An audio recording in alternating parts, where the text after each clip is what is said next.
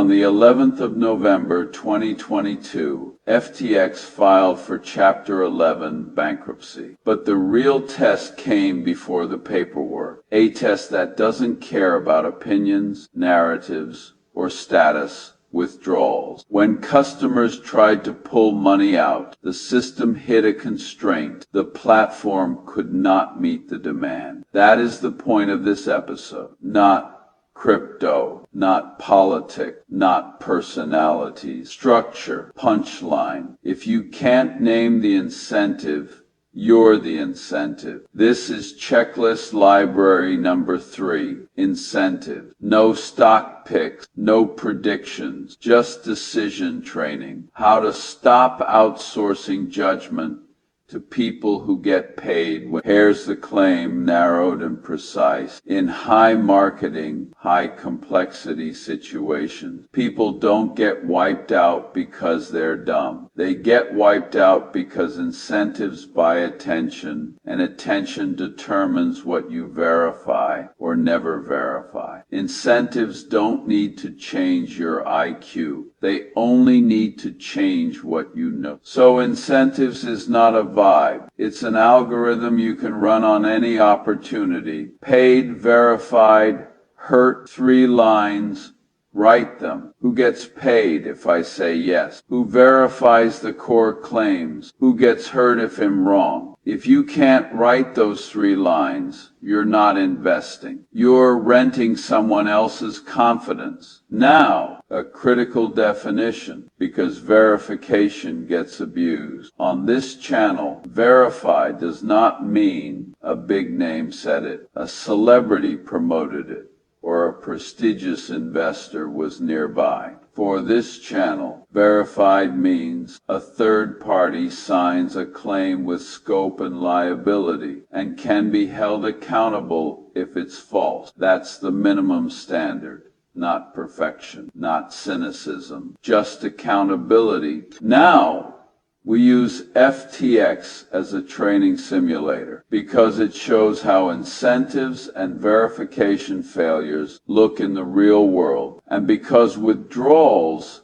create a mechanical test you can understand in 1 sentence. If the promise is you can withdraw, withdrawals are the truth serum. Let's run the incentives map. Line 1, Pennsylvania ID. Who gets paid? An exchange gets paid when users trade. More activity means more fees. Volume is revenue. So the business model rewards engagement, frequency, and growth. It does not automatically reward your safety, your long-term outcomes, or your ability to exit in stress. That doesn't prove wrongdoing. It just tells you where the incentives point. Then Therese, the legitimacy layer, ads, sponsorships, endorsements, conference stages, brand associations. Those can create comfort. But comfort is not verification. Comfort is distribution. Line 2.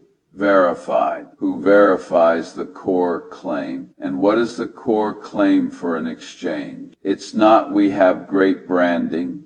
It's not we are innovative. The core claim is customer assets are there, properly held, and withdrawable under normal conditions. So the verification question is not abstract. It's concrete. Though you have an independent, accountable artifact that confirms custody, segregation, and controls. A real audit with clear scope, a clear custody attestation, a regulator-filed disclosure, a court-tested record.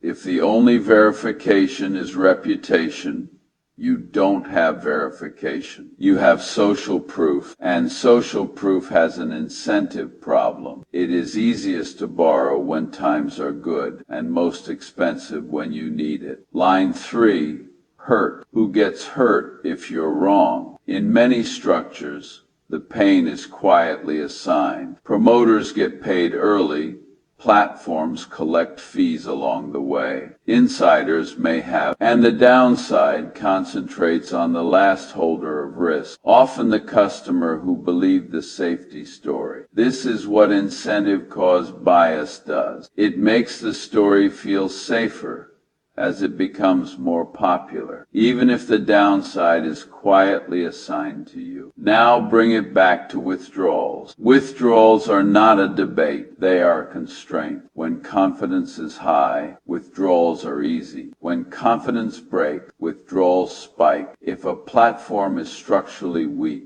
it doesn't look risky at first. It fails at the exact moment you need it not to. That's why this is decision training, because you don't need perfect foresight. You need a process that refuses to outsource verification. Now, checklist library number 3. Incentives. 3 hardness levels. Each level is short, strict, and reusable. Level 1, 10-second circuit breaker. Hit 1 rule. You pass. No debate. 10-second circuit breaker. Hit 1.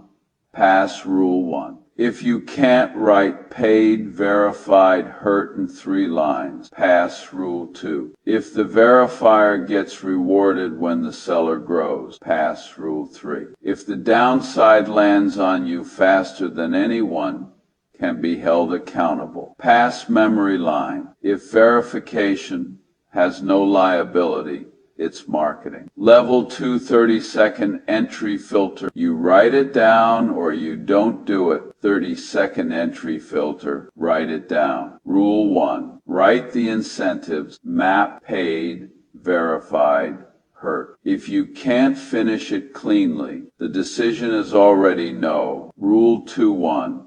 Accountability test. Name the document that would embarrass or legally hurt.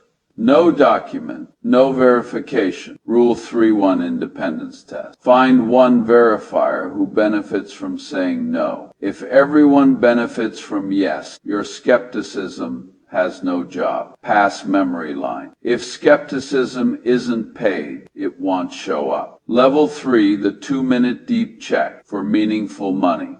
2-minute deep check for serious size. Rule 1, artifact check. Find one primary source artifact with scope and accountability, a regulator filing, a court record, or an audit or attestation that clearly states what it covers. No artifact, pass.